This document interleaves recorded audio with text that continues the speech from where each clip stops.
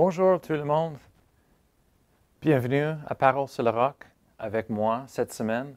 On va continuer un petit peu de ce qu'on est en train de parler à propos de la parole de Dieu. Et cette semaine, vraiment, on va parler et discuter la pratique biblique de méditer sur la parole de Dieu. Et moi, je crois vraiment que ça va être une bénédiction, ça va vous encourager, Amen, pour vous et votre famille.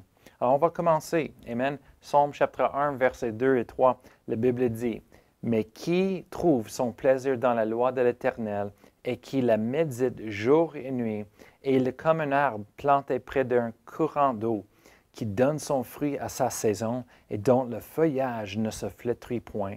Tout ce qu'il fait lui réussit. » Amen. Ça, c'est des plusieurs promesses dans la Bible qui est promis à nous, les croyants, le peuple de Dieu, mais c'est attaché avec une pratique spirituelle, une chose de méditer sur la parole de Dieu.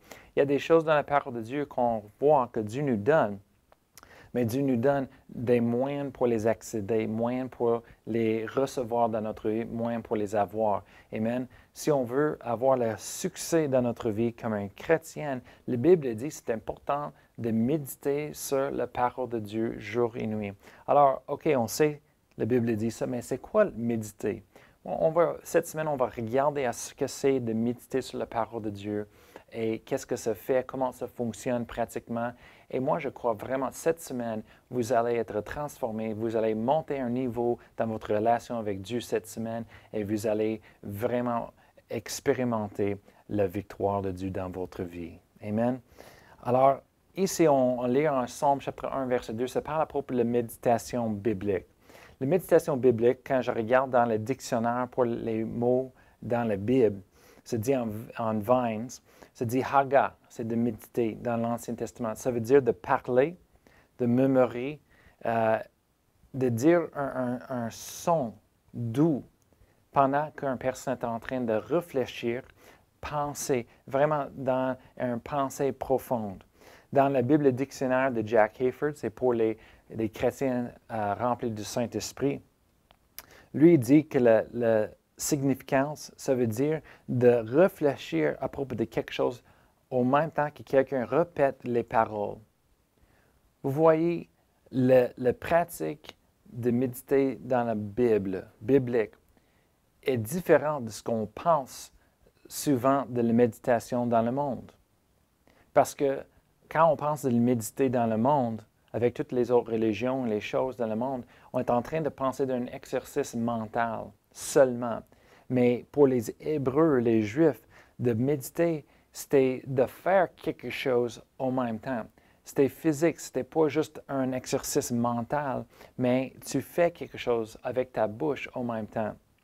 Et lui, il dit dans ce dictionnaire, il dit, ça veut dire de répéter doucement comme un son continu, continuellement, pendant que vous pensez de ce que vous êtes en train de répéter, de penser ce que vous êtes en train de parler et de réfléchir et penser comment de mettre ça en pratique. Alors, on peut dire en français, c'est de murmurer, de parler doucement. Mais ce n'est pas un abandonnement de pensée. Ce n'est pas de focuser un contrôle de la mentalité non plus. Vraiment, de méditer selon la parole de Dieu, c'est une activité où est-ce qu'on est en train de remplir nos pensées, remplir notre intelligence avec les pensées de Dieu et la parole de Dieu. Amen. On est en train de mettre quelque chose dedans et on n'est pas en train de vider. La méditation qu'on voit dans le monde, qui vient des autres religions dans le monde, c'est de vider ta tête. Mais non, la parole de Dieu, ce n'est pas de vider notre tête, mais c'est de remplir notre tête avec les bonnes pensées, avec les bonnes choses. Amen.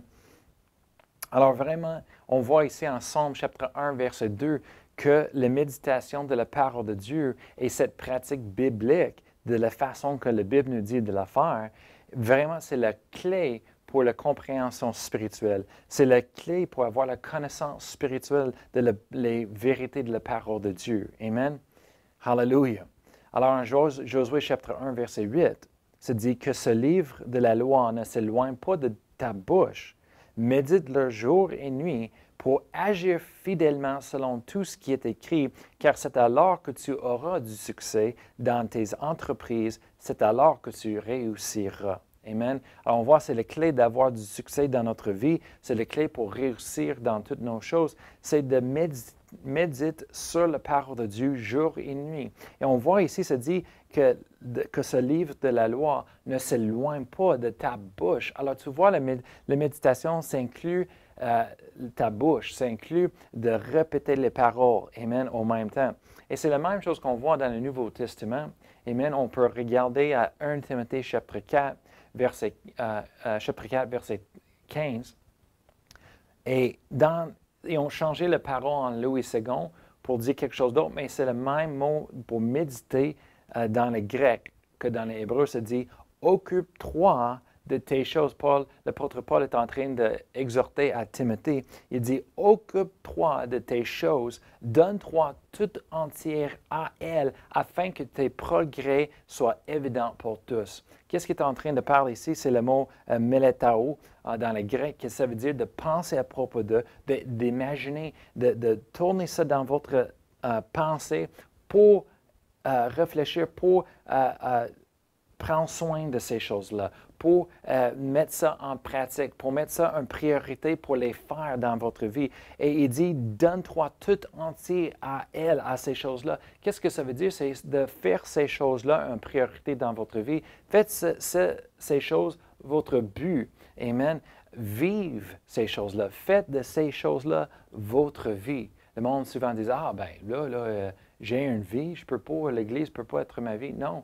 La Bible dit que les choses de Dieu devraient être notre vie. Amen. On est changé. Elle dit, oui, mais j'ai d'autres choses à faire. Ce n'est pas ma culture. Mais la Bible est supposée d'être, la parole de Dieu est supposée d'être notre culture maintenant. Un chrétien, notre culture est changée. On ne vient plus de ce monde, on ne vient plus de notre société, mais on est des ambassadeurs des cieux. On a changé notre citoyenneté, on a changé notre famille, on est adopté dans la famille de Dieu maintenant. Alors, tout change dans notre vie comme chrétienne. Amen. La Bible dit de ne pas être conformé, d'être transformé. Amen. Et c'est ce que ça veut dire. Amen. Alors, demain, on va vraiment rentrer dans la pratique, l'action, comment ça fonctionne de méditer sur la parole de Dieu. Et je vais vous montrer de la façon que moi, j'étais enseigné. Moi, j'étais enseigné comment de méditer sur la parole de Dieu par un autre directeur, un autre ministre qui avait plus d'expérience dans le ministère. Alors, est-ce que vous savez qui vous êtes? Est-ce que vous savez votre but sur cette terre? Est-ce que vous savez la raison que vous existez? La plupart des chrétiens, ils passent à travers leur vie et ils ne découvrent jamais leur vraie identité, véritable identité. Ils ne trouvent jamais leur véritable destinée. Mais Dieu les a donnés à nous. Dieu nous les a donnés en Jésus-Christ. Et il nous a donné des outils spirituels, surnaturels pour les accéder, pour les rechercher. Et numéro 1, c'est sa parole.